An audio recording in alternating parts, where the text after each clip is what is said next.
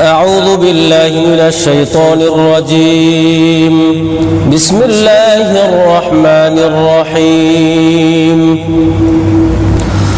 قال الملأ الذين استكبروا من قومه لنخرجنك يا شعيب والذين آمنوا معك من قريتنا أو لتعودن في ملتنا. قال أولو كنا كارهين قد افترينا على الله كذبا إن عدنا في ملتكم بعد إذ نجانا الله منها وما يكون لنا أن نعود فيها إلا أن يشاء الله ربنا وسع ربنا كل شيء علما على الله توكلنا ربنا افتح بيننا وبين قومنا بالحق وأنت خير الفاتحين. وقال الملأ الذين كفروا من قومه لئن اتبعتم شعيبا إنكم إذا لخاسرون فأخذتهم الرجفة فأصبحوا في دارهم جاثمين. الذين كذبوا شعيبا كأن لم يغنوا فيها الذين كذبوا شعيبا كانوا هم الخاسرين. فتولى عنهم وقال يا قوم لقد أبلغتكم رسالات ربي ونصحت لكم فكيف آسى على قوم كافرين. وما أرسلنا في قرية من نبي إلا أخذنا أهلها بالبأساء والضراء لعلهم يضرعون. ثم بدلنا مكان السيئة الحسنة حتى عفوا وقالوا قد مس آباءنا الضراء والسراء فأخذناهم بغتة وهم لا يشعرون. ولو أن أهل القرى آمنوا واتقوا لفتحنا عليهم بركات من السماء والأرض ولكن كذبوا فأخذناهم بما كانوا يكسبون. أفأمن أهل القرى أن يأتيهم بأسنا بياتا وهم نائمون أوأمن أهل القرى أن يأتيهم بأسنا ضحى وهم يلعبون. أفأمنوا مكر الله فلا يأمن مكر الله إلا القوم الخاسرون. أولم يهد للذين يرثون الأرض من بعد أهلها أن لو نشاء وصبناهم بذنوبهم ونطبع على قلوبهم فهم لا يسمعون. تلك القرى نقص عليك من أنبائها ولقد جاءتهم رسلهم بالبينات فما كانوا ليؤمنوا بما كذبوا من قبل كذلك يطبع الله على قلوب الكافرين. وما وجدنا لأكثرهم من عهد وإن وجدنا أكثرهم لفاسقين. ثم بعثنا من بعدهم موسى بآياتنا إلى فرعون وملئه فظلموا بها فانظر كيف كان عاقبة المفسدين. وقال موسى يا فرعون إني رسول من رب العالمين حقيق على ألا أقول على الله إلا الحق قد جئتكم ببينة من ربكم فأرسل معي بني إسرائيل. قال إن كنت جئت بآية فأت بها إن كنت من الصادقين. فألقى عصاه فإذا هي ثعبان مبين ونزع يده فإذا هي بيضاء للناظرين. قال الملأ من قوم فرعون إن هذا لساحر عليم يريد أن يخرجكم من أرضكم فماذا تأمرون. قالوا أرجه وأخاه وأرسل في المدائن حاشرين يأتوك بكل ساحر عليم.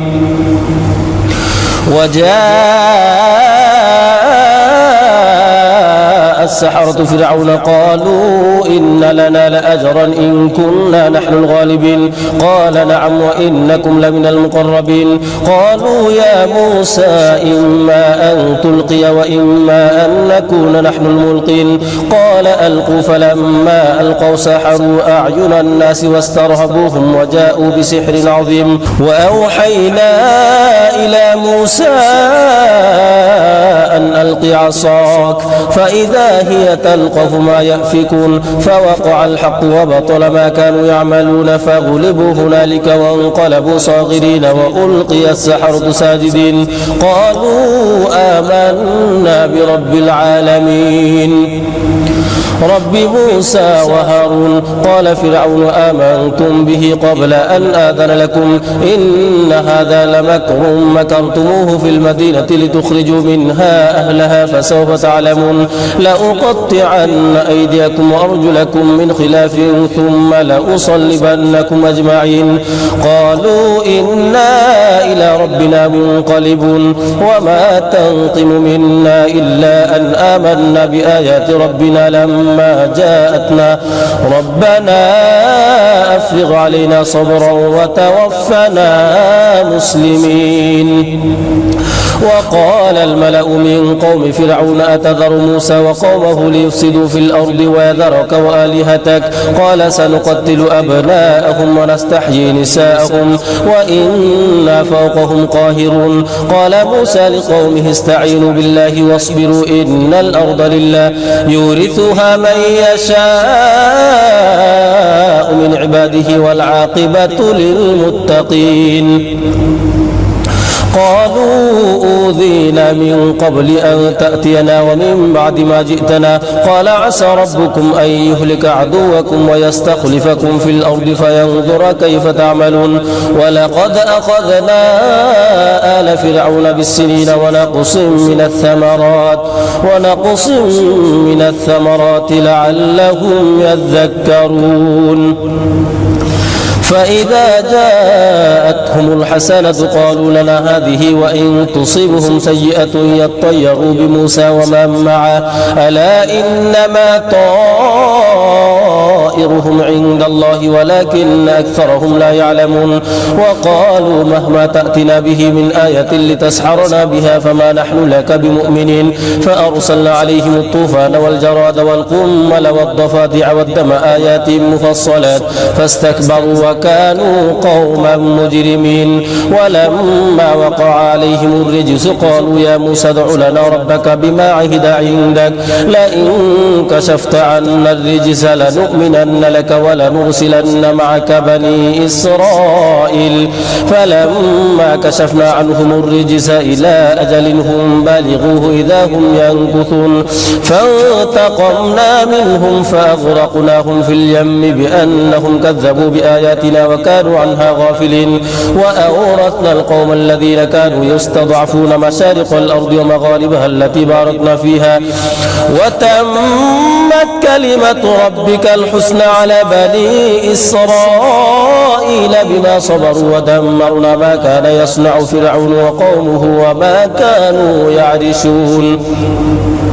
وجاوزنا ببني إسرائيل البحر فأتوا على قوم يعكفون على أصنام لهم قالوا يا موسى اجعل لنا إلها كما لهم آلهة قال إنكم قوم تجهلون إن هؤلاء متبر ما هم فيه وباطل ما كانوا يعملون قال أغير الله أبغيكم إلها وهو فضلكم على العالمين وإذ أنجيناكم من آل فرعون يسومونكم سوء العذاب يقتلون أبناءكم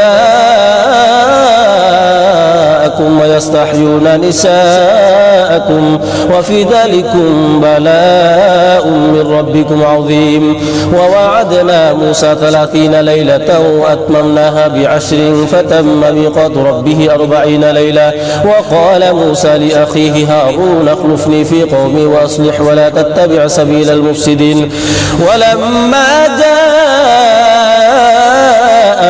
موسى لميقاتنا وكلمه ربه قال رب أرني أنظر إليك قال لن ترني ولكن انظر إلى الجبل فإن استقر مكانه فسوف تراني فلما تجلى ربه للجبل جعله دكا وخر موسى صعيقا فلما أفاق قال سبحانك تبت إليك وأنا أول المؤمنين قال يا موسى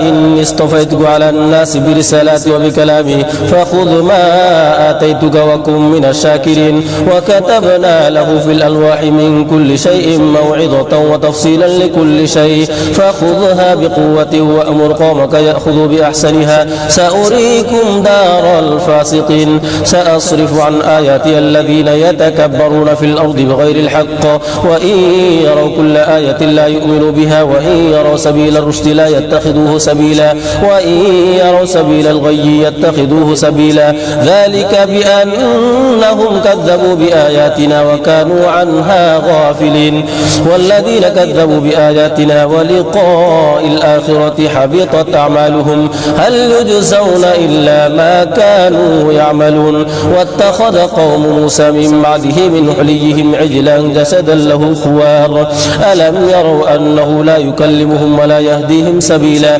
اتخذوه وكانوا ظالمين ولما سقط في أيديهم ورأوا أنهم قد ضلوا قالوا لئن لم يرحمنا ربنا ويغفر لنا لنكونن من الخاسرين ولما رجع موسى إلى قومه غضبان آسفا قال بئس ما خلفتموني من بعدي أعجلتم أمر ربكم وألقى الألواح وأخذ برأس أخيه يجره إليه قال ابن أم إن القوم استضعفوني وكادوا يقتلونني فلا تشمت بي الأعداء ولا تجعلني مع القوم الظالمين قال رب اغفر لي ولأخي وأدخلنا في رحمتك وأنت أرحم الراحمين إن الذين اتخذوا العجل سينالهم غضب من ربهم وذلة في الحياة الدنيا وكذلك نجزي المفترين والذين عملوا السيئات ثم تابوا من بعدها وآمنوا إن ربك من بعدها لغفور رحيم ولما سكت عن موسى الغضب أخذ الألواح وفي نسختها هدى ورحمة للذين هم لربهم يرهبون واختار موسى قومه 70 رجلا لميقاتنا فلما أخذتهم الرجفة قال رب لو شئت أهلكتهم من قبل وإياي أتهلكنا بما فعل السفهاء منا إن هي إلا فتنتك تضل بها من تشاء وتهدي من تشاء أنت ولينا فاغفر لنا وارحمنا وأنت خير الغافرين واكتب لنا في هذه الدنيا حسنة وفي الآخرة إنا هدنا إليك قال عذابي أصيب به من أشاء ورحمتي وسعت كل شيء فسأكتبها للذين يتقون ويؤتون الزكاة والذين هم بآياتنا يؤمنون الذين يتبعون الرسول النبي الأمي الذي يجدونه مكتوبا عندهم في التوراة والإنجيل يأمرهم بالمعروف وينهاهم عن المنكر ويحل لهم الطيبات ويحرم عليهم الخبائث ويضع عنهم إصرهم والأغلال التي كانت عليهم فالذين آمنوا به وعزروه ونصروه واتبعوا النور الذي أنزل معه أولئك هم المفلحون قل يا أيها الناس إني رسول الله إليكم جميعا الذي له ملك السماوات والأرض لا إله إلا هو يحيي ويميت فآمنوا بالله ورسوله النبي الأمي الذي يؤمن بالله وكلماته واتبعوه لعلكم تهتدون ومن قوم موسى أمة يهدون بالحق وبه يعدلون وقطعناهم 12 أسباطا أمما وأوحينا إلى موسى إذ استسقاه قومه أن اضرب بعصاك الحجر فانبجست منه 12 عينا قد علم كل أناس مشربهم وظللنا عليهم الغمام وأنزلنا عليهم المن والسلوى كلوا من طيبات ما رزقناكم وما ظلمونا ولكن كانوا أنفسهم يظلمون وإذ قيل لهم اسكنوا هذه القرية وكلوا منها حيث شئتم وقولوا حطة وادخلوا الباب سجدا نغفر لكم خطيئاتكم سنزيد المحسنين فبدل الذين ظلموا منهم قولا غير الذي قيل لهم فأرسلنا عليهم رجزا من السماء بما كانوا يظلمون واسألهم عن القرية التي كانت حاضرة البحر إذ يعدون في السبت إذ تأتيهم حيتانهم يوم سبتهم شرعا ويوم لا يسبتون لا تأتيهم كذلك نبلوهم بما كانوا يفسقون وإذ قالت أمة منهم لم تعظون قوما الله مهلكهم أو معذبهم عذابا شديدا قالوا معذرة إلى ربكم ولعلهم يتقون فلما نسوا ما ذكروا به أنجينا الذين ينهون عن السوء وأخذنا الذين ظلموا بعذاب بئيس بما كانوا يفسقون فلما عتوا عما نهوا عنه قلنا لهم كونوا قردة خاسئين وإذ تأذن ربك ليبعثن عليهم إلى يوم القيامة من يسومهم سوء العذاب إن ربك لسريع العقاب وإنه لغفور رحيم وقطعناهم في الأرض أمما منهم الصالحون ومنهم دون ذلك وبلوناهم بالحسنات والسيئات لعلهم يرجعون فخلف من بعدهم خلف ورثوا الكتاب يأخذون عرض هذا الأدنى ويقولون سيغفر لنا وإن يأتهم عرض مثله يأخذوا ألم يؤخذ عليهم ميثاق الكتاب ألا يقولوا على الله إلا الحق ودرسوا ما فيه والدار الآخرة خير للذين يتقون أفلا تعقلون والذين يمسكون بالكتاب وأقاموا الصلاة إنا لا نضيع أجر المصلحين وإذ نتقنا الجبل فوقهم كأنه ظلة وظنوا أنه واقع بهم خذوا ما آتيناكم بقوة واذكروا ما فيه لعلكم تتقون وإذ أخذ ربك من بني آدم من ظهورهم ذريتهم وأشهدهم على أنفسهم ألست بربكم قالوا بلى شهدنا أن تقولوا يوم القيامة إنا كنا عن هذا غافلين أو تقولوا إنما أشرك آباؤنا من قبل وكنا ذرية من بعدهم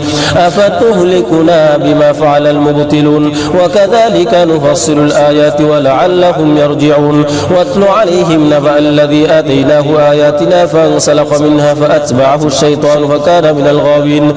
ولو شئنا لرفعناه بها ولكنه أخلد إلى الأرض واتبع هواه فمثله كمثل الكلب إن تحمل عليه يلهث أو تتركه يلهث ذلك مثل القوم الذين كذبوا بآياتنا فقصص القصص لعلهم يتفكرون مثلا القوم الذين كذبوا بآياتنا وأنفسهم كانوا يظلمون من يهد الله فهو المهتدي ومن يضلل فأولئك هم الخاسرون ولقد ذرأنا لجهنم كثيرا من الجن والإنس لهم قلوب لا يفقهون بها ولهم أعين لا يبصرون بها ولهم آذان لا يسمعون بها أولئك كالأنعام بل هم أضل أولئك هم الغافلون ولله الأسماء الحسنى فادعوه بها وذروا الذين يلحدون في أسمائه سيجزون ما كانوا يعملون وممن خلقنا أمة يهدون بالحق وبه يعدلون والذين كذبوا بآياتنا سنستدرجهم من حيث لا يعلمون وأملي لهم إن كيدي متين أولم يتفكروا ما بصاحبهم من جنة إن هو إلا نذير مبين أولم ينظروا في ملكوت السماوات والأرض وما خلق الله من شيء وأن عسى أن يكون قد اقترب أجلهم فبأي حديث بعده يؤمنون من يضلل الله فلا هادي له ويذرهم في طغيانهم يعمهون يسألونك عن الساعة أيان مرساها قل إنما علمها عند ربي لا يجليها لوقتها إلا هو ثقلت في السماوات والأرض لا تأتيكم إلا بغتة يسألونك كأنك حفي عنها قل إنما علمها عند الله ولكن أكثر الناس لا يعلمون قل لا أملك لنفسي نفعا ولا ضرا إلا ما شاء الله ولو كنت أعلم الغيب لاستكثرت من الخير وما مسني السوء إن أنا إلا نذير وبشير لقوم يؤمنون هو الذي خلقكم من نفس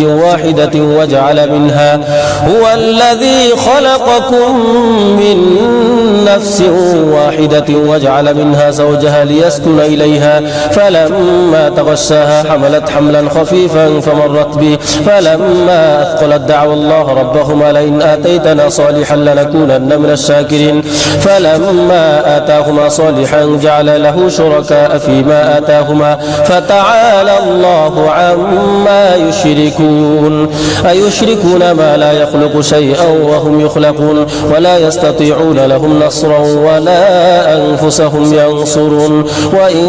تدعوهم إلى الهدى لا يتبعوكم سواء عليكم أدعوتموهم أم أنتم صامتون إن الذين تدعون من دون الله عباد أمثالكم فادعوهم فليستجيبوا لكم إن كنتم صادقين ألهم أرجل يمشون بها أم لهم أيدي يبطشون بها أم لهم أعين يبصرون بها أم لهم آذان يسمعون بها قل ادعوا شركاءكم ثم كيدون فلا تنظرون إن ولي الله الذي نزل الكتاب وهو يتولى الصالحين والذين تدعون من دونه لا يستطيعون نصركم ولا أنفسهم ينصرون وإن تدعوهم إلى الهدى لا يسمعوا وتراهم ينظرون إليك وهم لا يبصرون خذ العفو وأمر بالعرف وأعرض عن الجاهلين وإما ينزغنك من الشيطان نزغ فاستعذ بالله إنه سميع عليم إن الذين اتقوا إذا مسهم طائف من الشيطان تذكروا فإذا هم مبصرون وإخوانهم يمدونهم في الغي ثم لا يقصرون وإذا لم تأتهم بآية قالوا لولا اجتبيتها قل إنما أتبع ما يوحى إلي من ربي هذا بصائر من ربكم وهدى ورحمة لقوم يؤمنون وإذا قرئ القرآن فاستمعوا له وأنصتوا لعلكم ترحمون واذكر ربك في نفسك تضرعا وخيفة ودون الجهر من القول بالغدو والآصال ولا تكن من الغافلين إن الذين عند ربك لا يستكبرون عن عبادته ويسبحونه وله يسجدون بسم الله الرحمن الرحيم يسألونك عن الأنفال قل الأنفال لله والرسول فاتقوا الله وأصلحوا ذات بينكم وأطيعوا الله ورسوله إن كنتم مؤمنين إنما المؤمنون الذين إذا ذكر الله وجلت قلوبهم وإذا تليت عليهم آياته زادتهم إيمانا وعلى ربهم يتوكلون الذين يقيمون الصلاة ومما رزقناهم ينفقون أولئك هم المؤمنون حقا لهم درجات عند ربهم ومغفرة ورزق كريم كما أخرجك ربك من بيتك بالحق وإن فريقا من المؤمنين لكارهون يجادلونك في الحق بعدما تبين كأنما يساقون إلى الموت وهم ينظرون وإذ يعدكم الله إحدى الطائفتين أنها لكم وتودون أن غير ذات الشوكة تكون لكم ويريد الله أن يحق الحق بكلماته ويقطع دابر الكافرين ليحق الحق ويبطل الباطل ولو كره المجرمون إذ تستغيثون ربكم فاستجاب لكم أني ممدكم ب1000 من الملائكة مردفين وما جعله الله إلا بشرى ولتطمئن به قلوبكم وما النصر إلا من عند الله إن الله عزيز حكيم إذ يغشيكم النعاس أمنة منه وينزل عليكم من السماء ماء ليطهركم به ويذهب عنكم رجز الشيطان وليربط على قلوبكم ويثبت به الأقدام إذ يوحي ربك إلى الملائكة أني معكم فثبتوا الذين آمنوا سألقي في قلوب الذين كفروا الرعب فاضربوا فوق الأعناق واضربوا منهم كل بنان ذلك بأنهم شاقوا الله ورسوله ومن يشاقق الله ورسوله فإن الله شديد العقاب ذلكم فذوقوه وأن للكافرين عذاب النار يا أيها الذين آمنوا إذا لقيتم الذين كفروا زحفا فلا تولوهم الأدبار ومن يولهم يومئذ دبره إلا متحرفا لقتال أو متحيزا إلى فئة فقد باء بغضب من الله ومأواه جهنم وبئس المصير فلم تقتلوهم ولكن الله قتلهم وما رميت إذ رميت ولكن الله رمى وليبلي المؤمنين منه بلاء حسنا إن الله سميع عليم ذلكم وأن الله موهن كيد الكافرين إن تستفتحوا فقد جاءكم الفتح وإن تنتهوا فهو خير لكم وإن تعودوا نعود ولن تغني عنكم فئتكم شيئا ولو كثرت وأن الله مع المؤمنين يا أيها الذين آمنوا أطيعوا الله ورسوله ولا تولوا عنه وأنتم تسمعون ولا تكونوا كالذين قالوا سمعنا وهم لا يسمعون إن شر الدواب عند الله الصم البكم الذين لا يعقلون ولو علم الله فيهم خيرا لأسمعهم ولو أسمعهم لتولوا وهم معرضون يا أيها الذين آمنوا استجيبوا لله وللرسول إذا دعاكم لما يحييكم واعلموا أن الله يحول بين المرء وقلبه وأنه إليه تحشرون واتقوا فتنة لا تصيبن الذين ظلموا منكم خاصة واعلموا أن الله شديد العقاب واذكروا إذ أنتم قليل مستضعفون في الأرض تخافون أن يتخطفكم الناس فآواكم وأيدكم بنصره ورزقكم من الطيبات لعلكم تشكرون يا أيها الذين آمنوا لا تخونوا الله والرسول وتخونوا أماناتكم وأنتم تعلمون واعلموا أنما أموالكم وأولادكم فتنة وأن الله عنده أجر عظيم يا أيها الذين آمنوا إن تتقوا الله يجعل لكم فرقانا ويكفر عنكم سيئاتكم ويغفر لكم والله ذو الفضل العظيم